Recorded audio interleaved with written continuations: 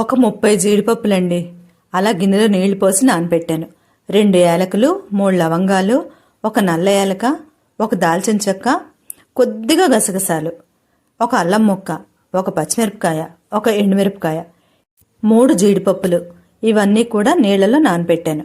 కొంతసేపు అయ్యాక ఇవన్నీ మిక్సీ జార్లో వేసుకుని ఒక పెద్ద టమాటా ముక్కలు కట్ చేసి పసుపు వేసి గ్రైండ్ చేసుకున్నాను. తర్వాత ఒక గిన్నెలో నూనె వేసుకొని ఈ గ్రైండ్ చేసుకున్న పేస్ట్ అంతా కూడా ఆ నూనెలో వేయించుకోవాలి. పచ్చివాసన పోయే వరకు వేయించుకోవాలి.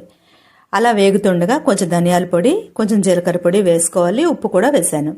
తర్వాత ముందుగా నానబెట్టిన జీడిపప్పు ఉంది కదా, అవి కొంచెం అన్ని నీళ్లు కాదు, ముందు జీడిపప్పు వేసి కావాలనుకుంటే కొంచెం నీళ్లు పోసి ఉడికించుకోవచ్చు.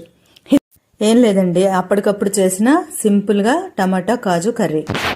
అయితే మనం జీడిపప్పు వేయించుకుంటాం కదా, కానీ ఈరోజు ఇలా చేస్తే ఎలా ఉంటుంది అనిపించి ఇలా చేశాను. టేస్ట్ చాలా బాగుంది. ఎందుకు అనుకుంటున్నారా? చూడండి. ఒక చిన్న గ్లాసు బియ్యం ముందుగానే కడిగి 2 గ్లాసులు నీళ్లు పోసి నానబెట్టాను. మామూలు బియ్యమే.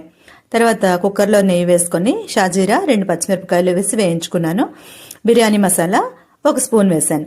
మొత్తం ఇదంతా వేగిన తర్వాత అప్పుడు ముందుగానే నానబెట్టుకున్న బియ్యాన్ని నీళ్లతో సహా వేసి కొంచెం ఉప్పు వేసుకొని ఉప్పు కరిగాక కుక్కర్ మూత పెట్టి 3 విజిల్స్ వచ్చే వరకు ఉంచాను.